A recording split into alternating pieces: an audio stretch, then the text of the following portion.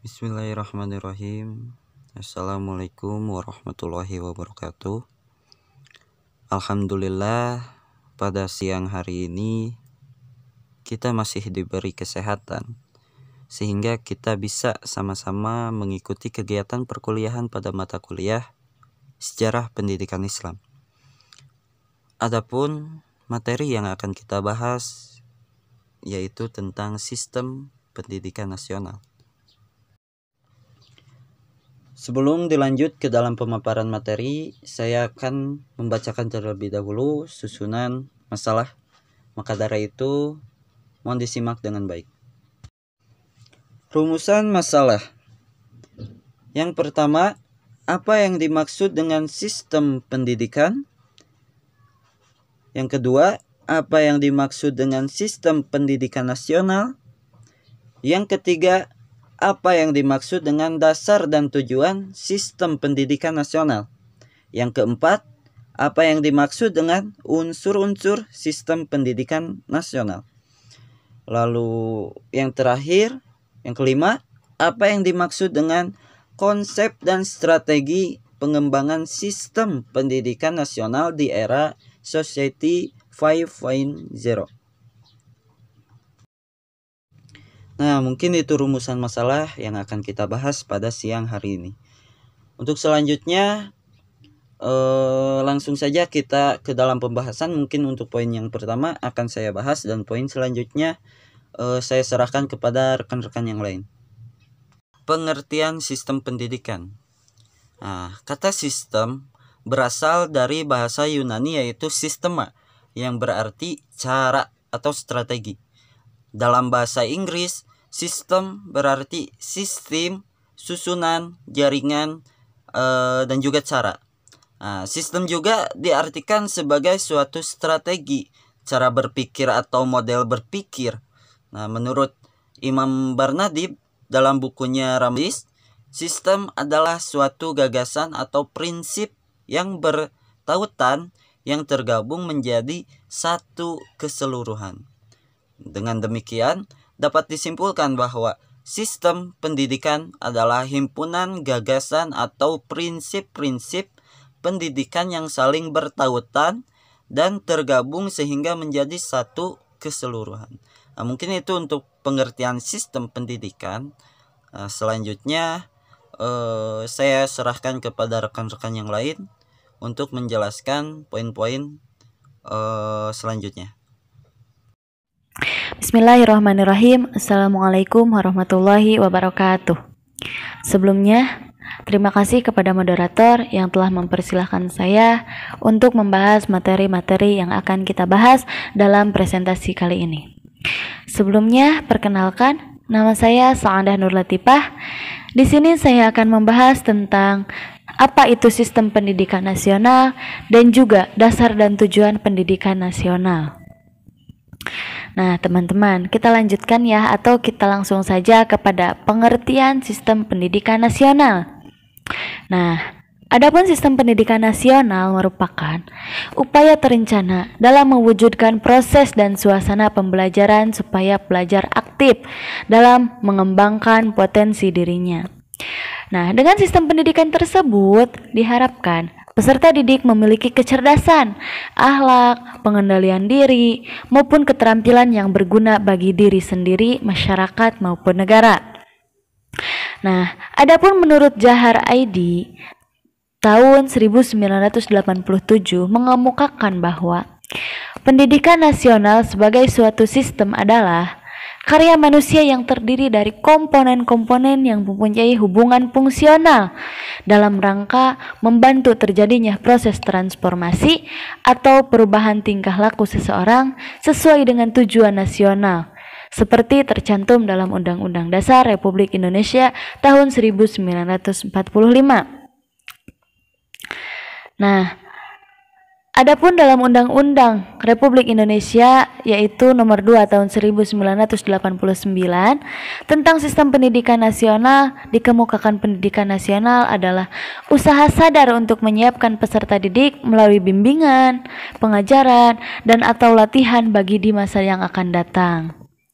Nah, adapun edukasi edukasinya yaitu harus menjunjung tinggi nilai budaya, nilai keagamaan, dan nilai HAM atau hak asasi manusia dan kemajemukan bangsa.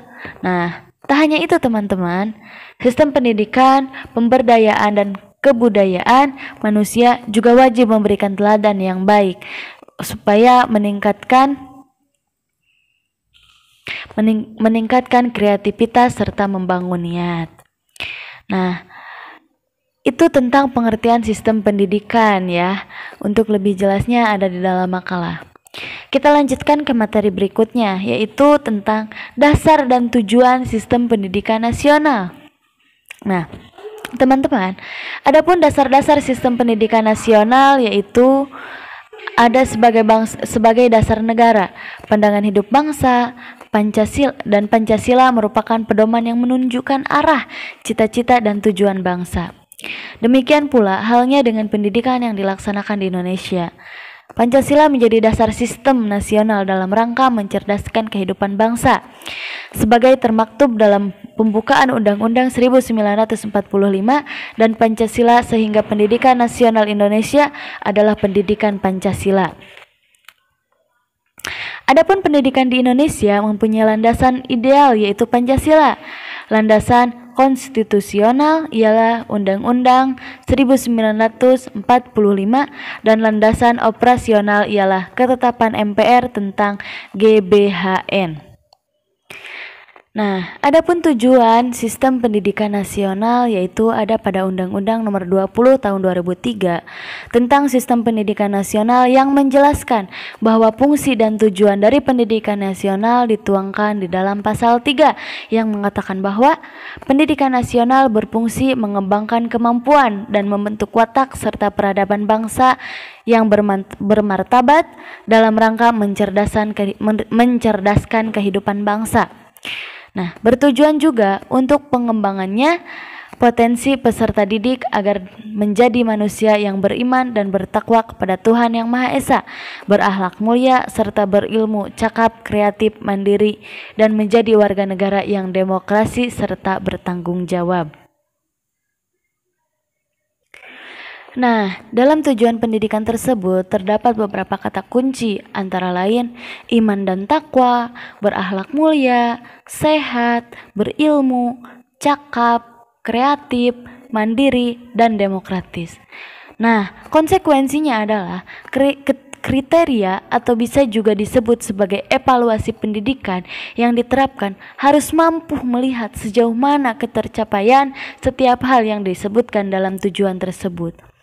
Nah, evaluasi harus mampu mengukur tingkat pencapaian setiap komponen yang tertuang dalam tujuan pendidikan, yaitu tertuang dalam Undang-Undang Nomor 20 Tahun 2003. Nah, teman-teman, dari penjelasan tersebut tampak sinkron antara konsep pendidikan yang dituangkan oleh pemerintah dengan konsep pendidikan masyarakat. Nah, mungkin hanya itu saja yang dapat saya sampaikan untuk materi tentang pengertian sistem pendidikan nasional dan juga dasar dan tujuan sistem pendidikan nasional. D. Unsur-unsur sistem pendidikan nasional. Untuk mencapai kualitas pembelajaran yang berkualitas, maka perlu dipahami dan diketahui apa saja yang menjadi unsur-unsur sistem pendidikan nasional. Unsur-unsur sistem pendidikan yaitu yang pertama ada peserta didik. Peserta didik berstatus sebagai subjek didik. Peserta didik sebagai subjek pembelajaran merupakan individu aktif dengan berbagai karakteristiknya, sehingga dalam proses pembelajaran terjadi interaksi timbal balik, baik antara guru dengan siswa maupun antara siswa dengan siswa lainnya. Yang kedua ada pendidik. Pendidik ialah orang yang bertanggung jawab terhadap pelaksanaan proses pendidikan dengan sasaran peserta didik. Pendidik menurut Sudhita 2014 harus memiliki persyaratan antara lain yaitu jujur, bertakwa kepada Tuhan Yang Maha Esa, tidak tercela, dan tidak pernah berurusan dengan kepolisian karena tindakan kriminal, sehat jasmani dan rohani, memiliki kualifikasi pendidikan tertentu, serta mampu melaksanakan kompetensi pendidik dan memiliki sertifikat pendidik.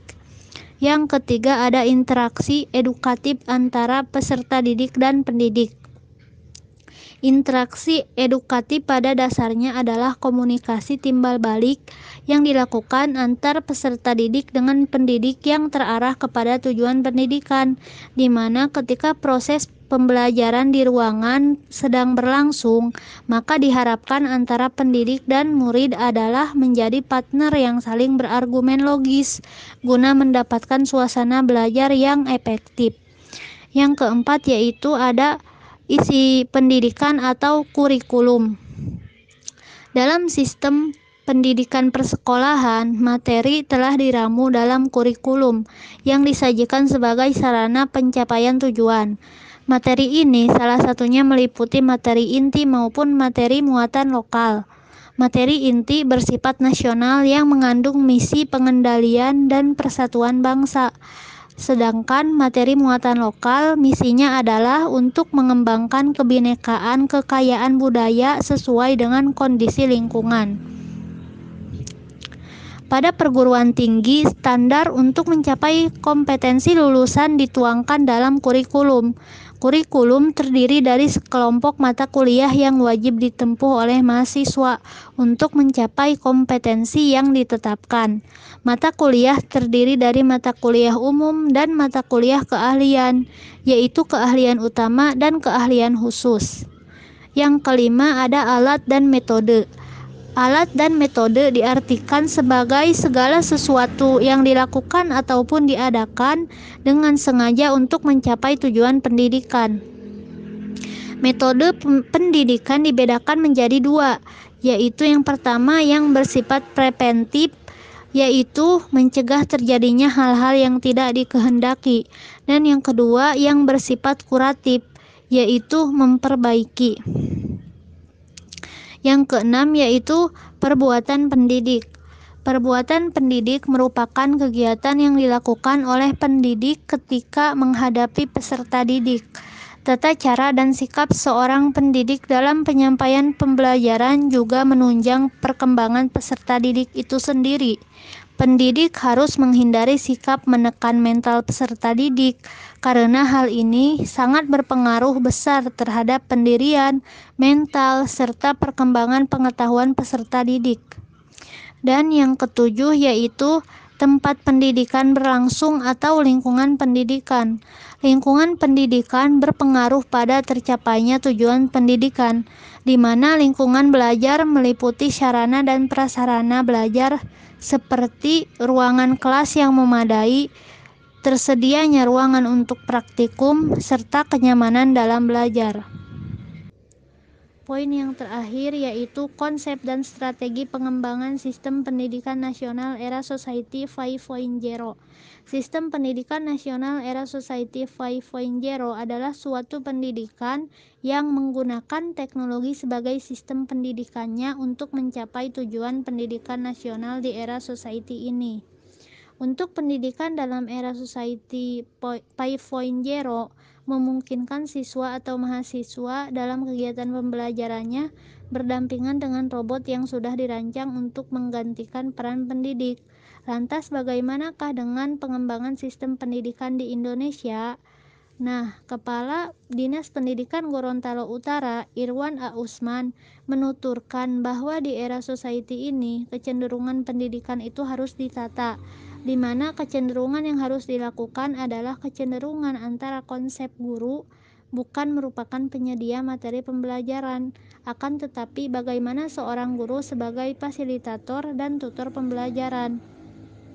Strategi ke depan yang harus dilakukan, kata Irwan, adalah support dari sisi penganggaran, sebab menurut dia apapun bentuknya, kalau konsep tersebut tidak dilakukan dari sisi anggaran, maka akan sia-sia. Anggaran yang dimaksud berdasarkan kajian akademik itu sendiri, kajian teknis kecenderungan kebijakan pendidikan secara nasional, tutur Irwan A. Usman. Baik, terima kasih kepada rekan-rekan sekalian yang telah memaparkan materi. Mungkin itu yang dapat kami sampaikan. Lebih lengkapnya ada di dalam makalah, kalian bisa baca-baca Dan lebih lengkapnya lagi kalian bisa baca dalam sumber-sumber atau buku-buku yang memiliki atau berkaitan dengan sistem pendidikan nasional. Cukup sekian dari kami. Billahi taufiq wal hidayah. Wallahu muwaffiq ila aqwamit thoriq. Wa akhirul lakum. Wassalamualaikum warahmatullahi wabarakatuh.